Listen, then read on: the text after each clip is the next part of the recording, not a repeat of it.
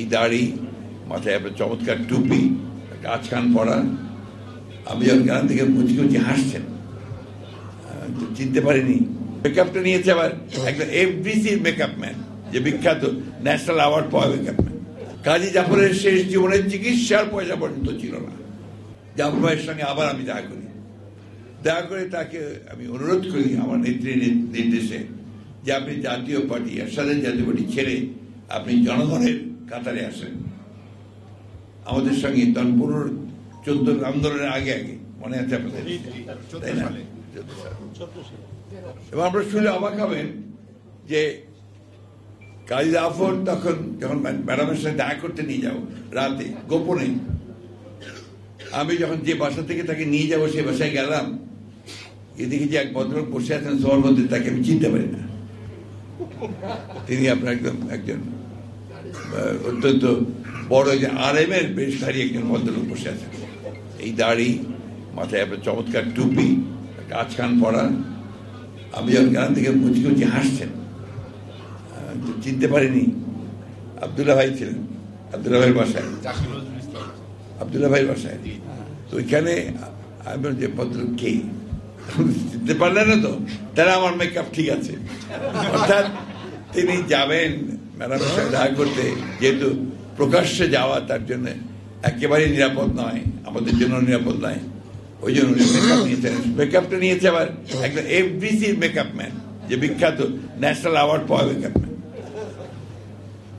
আমি কথা এই জন্য বললাম যে এই ছিলেন কাজী জাফর, এবং তাকে নিয়ে আমি ম্যাডামের কাছে যাই। ম্যাডামও প্রথমে তাকে চিনতে পারেননি, উনি ভাবলেন যে আমি আবার কাকে নিয়ে আসলাম। তো যাই হোক, এভাবে শুরু হলো নতুন অধ্যায়।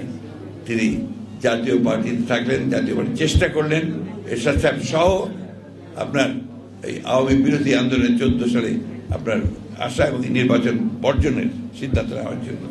শতভাগ মসৃণ ব্রাশ ইম্পেলার নিশ্চিত করে অধিক পানির flow. RFL water pump on করলে পানির তুফান।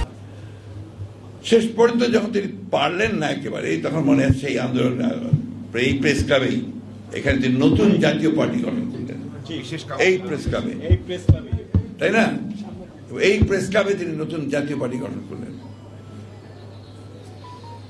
এবং আমাকে তিনি বললেন যে আমি আমার জীবনের শেষ সময়গুলো জনগণের জন্য কাজ করতে চাই, জনগণের পক্ষে থাকতে। সারা জীবন জনগণের পক্ষে ছিলেন তিনি, সারা জীবনই জনগণের পক্ষে ছিলেন। তার বিরুদ্ধে অনেক রকমের বিভিন্ন কুপ্রচারণা চালিয়েছে। আমরা যে কাছে থেকে দেখেছি, কাজী জাফরের শেষ জীবনের চিকিৎসার পয়সা পর্যন্ত ছিল না, চিকিৎসার পয়সা ছিল না তার। সেই সৎ একনিষ্ঠ গণমানুষের নেতা, তাকে কখনো বলা যাবে না।